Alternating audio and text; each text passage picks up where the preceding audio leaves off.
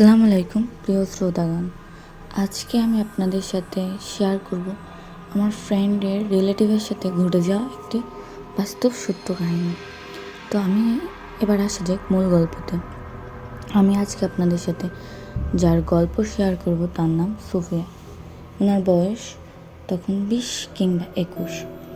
তা উনি হঠাৎ একদিন রাত্রেবেলা আকাশে দেখতে পায় অনেকগুলো চুলের ফিতা উঠতেছে। তো উনি তখন একটা চুলের ফিতা হাতে দিয়ে নামায় নেয়। তো নামায় নেওয়ার পরে উনি মাথায় বাঁধে। ওটা একটা ছিল জিন। আগের কালে লোককথায় মুখে শোনা যাইতো যে তখন অনেক জিনরা কুকুর, জোনাকি বিভিন্ন ধরনের বেশ ধরে আসতো। ওই জিনটা ওনার যেহেতু চুলে বাঁধছিল, এই জন্য মেয়ের মতন করে ওনাকে সম্মান করত। তো উনি একদিন রাত্রেবেলা ওয়াশরুমে যায়।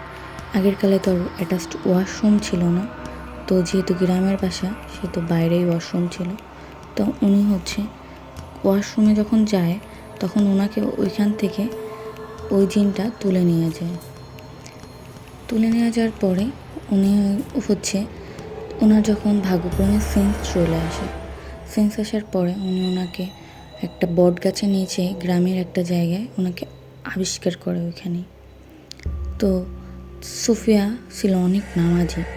তা জিনটা ওনাকে নামাজ কালাম এবং আমল করতে বলতো, কিন্তু সুফিয়া জিনের কথা মতন আমল করতো না। পরবর্তীতে জিনটা রাগান্বিত হয়ে যায়। পরবর্তীতে তাকে বিভিন্ন বিকৃত চেহারা নিয়ে তার সামনে আসে, তাকে বিকৃত চেহারা দেখায়, ভয় দেখাতে থাকে। হঠাৎ একদিন রাতে বাসায় কেউ ছিল না। তখন মাঝরাত, থমথমে পুরো একটা রাত। ওনার মায়ের কণ্ঠ ধরেছে দরজার কাছে, সুফিয়া সুফিয়া বলে দুটো ডাক দেয়।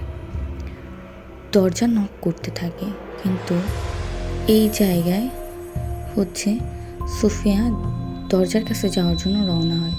দরজার ঠিক কাছাকাছি যখন পৌঁছায় সুফিয়া, তখন সুফিয়া হঠাৎ থমকে দাঁড়ায়। তখন তার মনে পড়ে যে তার মা তো অনেকদিন আগেই মারা গেছে। অনেকদিন আগেই যেহেতু মারা গেছে, সেহেতু তার যখন মনে পড়ে, যেহেতু তার মায়ের কণ্ঠ ধরে বলছে, সেহেতু সে অনেক বেশি ভয় পেয়ে যায়। উনি তখন দোয়া দরুদ পড়তে থাকে।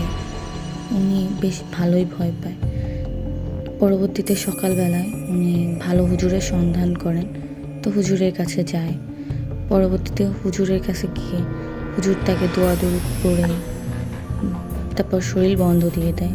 তারপর জিনটা তাকে ছেড়ে চলে যায়, তাকে বিরক্ত করা বন্ধ করে দেয়।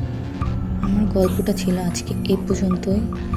আবারও কথা হবে নতুন কোনো গল্পে। ততক্ষণ পর্যন্ত সবাই ভালো থাকুন। আল্লাহ হাফেজ।